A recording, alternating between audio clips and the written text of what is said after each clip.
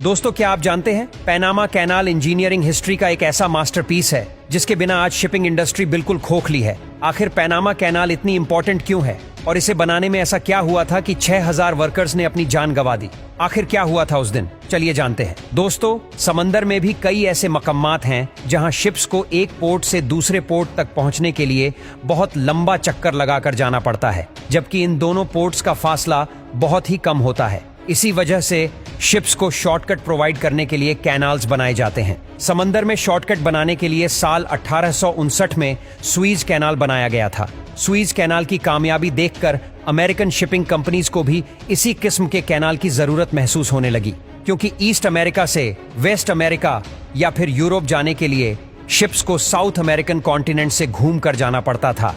लेकिन Swiss canal की तरह पैनामा कैनाल निकालना कितना कठिन होगा, इसका किसी को भी अंदाजा नहीं था। और इसकी सबसे बड़ी वजह यहाँ मौजूद ऊंचे ऊंचे पहाड़ और इन पहाड़ों के अंदर ठोस पत्थर थे।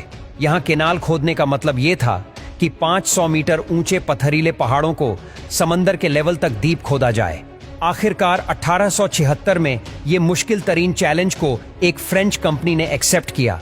लेकिन कंस्ट्रक्शन वर्कर्स को न सिर्फ यहाँ पत्थरों को काटना था, बल्कि जंगलों में मौजूद जहरीले और जानलेवा कीड़ों से भी अपनी जान बचानी थी।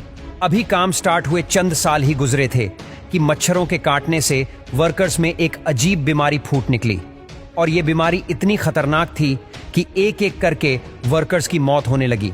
और मामला आखिरकार इस हद तक पहुंच गया था कि 6000 वर्कर्स इस बीमारी की लपेट में आकर अपनी जान से हाथ धो बैठे, जिस वजह से फ्रेंच कंपनी बैंक करप्ट हो गई और प्रोजेक्ट को छोड़कर उल्टे पांव भाग निकली।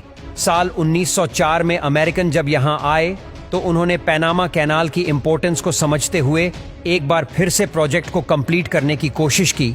अमेरिकन जान चुके थे कि पहाड़ को खोदना एक बहुत ही इम्प्रैक्टिकल और बेवकूफाना सोच है, लिहाजा पहाड़ और सी लेवल का ये फर्क पूरा करने के लिए यहाँ एक आर्टिफिशियल लेक बनाई गई, जिसको आज हम गेटून लेक के नाम से जानते हैं। इस लेक के एक हिस्से से कैनाल खोदकर अटलांटिक ओशन तक लाया गया, जबकि दूसरा हिस्सा पैसिफिक ओशन तक पहुंचाया गया। लेकिन सबसे बड़ा मसला अभी भी बाकी था, क्योंकि ये आर्टिफिशियल लेक पहाड़ों के बीच में पानी जमा करके बनाई गई थी। इसी वजह से ये सी लेवल से 85 फीट ऊंची थी, यानी अटलांटिक या पैसिफिक ओशन से शिप्स को इस लेक तक पहुंचाने के लिए 85 फीट की ऊंचाई तक चढ़ाना बहुत जरूरी था। अब आप सोच रहे होंगे कि ये कैसा पागलपन है। आखिर शिप कोई गाड़ी या ट्रक थोड़ी है कि वो किसी पहाड़ पर चढ़ जाएगी। लेकिन शिप को हकीकत में यहाँ चढ़ाया जाता था और फिर वापस उतारा भी जाता था। जी हाँ, इस काम को अंजाम देने के लिए लॉक्स का इस्तेमाल किया गया। शिप जब पहले स्टेयर या लॉक के करीब पहुंचती है तो लॉक के अंदर के पानी को सी लेवल से मैच करने के लिए ड्रेन किया जाता है। जब पहले लॉक का वाटर लेवल समंदर के लेवल जितना हो जाता है तो लॉक को खोल दिया जाता है और शिप अब पहले लॉक के अंदर चली जाती है। ये काम एक टग बोट की मदद से किया जाता है। शिप जब पहले लॉक में आ जाती है तो पहला लॉक दोबारा बंद कर दिया जाता है।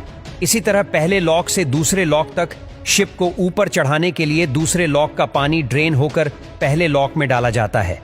जब दोनों लॉक का वाटर लेवल बराबर हो जाता है, फिर बीच का गेट ओपन हो जाता है और शिप अब दूसरे लॉक में पहुंच जाती है, और इसके साथ ही दूसरे लॉक का गेट दोबारा बंद हो जाता है। इसी तरह लेक का पानी दूसरे लॉक में भरा जाता है, और जब सेकंड लॉक का वाटर लेवल गेटून लेक के लेवल से मैच कर जाता है तो फिर तीसरा गेट खोला जाता है, और ऐसे शिप गेटून लेक में तैरना शुरू हो जाती है। तकरीबन 30 किलोमीटर चौड़ी लेक को पार करने के बाद एक बार फिर से लॉक्स का सिलसिला शुरू हो जाता है, और जिस तरह शिप को ऊपर किया गया था उसी तरह अब लॉक्स को इस्तेमाल करके शिप को पैसिफिक ओशन के लेवल तक पहुंचाया जाता है। इसके जरिए न सिर्फ वेस्टर्न यूएस स्पोर्ट्स यूरोप के करीब हो जाते हैं, बल्कि ईस्ट यूएस स्पोर्ट्स भी एशिया के करीब हो जाते हैं। कार्गो शिप्स को ये फैसिलिटी इस्तेमाल करने के लिए और महीनों का सफर दिनों में कंप्लीट करने के लिए टोल टैक्स भी अदा करना पड़ता है। हर 20 फुट कंटेनर के बदले 60 अमेरिकी डॉलर शिपिंग कंपनीज को टोल टैक्स की मद में अदा करने होते हैं। वो सिर्फ एक बार ये कैनाल इस्तेमाल करने के तकरीबन 9 लाख US डॉलर पे करती है, जो तकरीबन 7 करोड़ बनते हैं। पैनामा कैनाल पूरी दुनिया की शिपिंग इंडस्ट्री के लिए इतना इंपॉर्टेंट हो चुका है कि नई मैन्युफैक्चर होने वाली शिप्स की साइज को पैनामा कैनाल के इन लॉक्स की साइज के हिसाब से बनाया जाता है।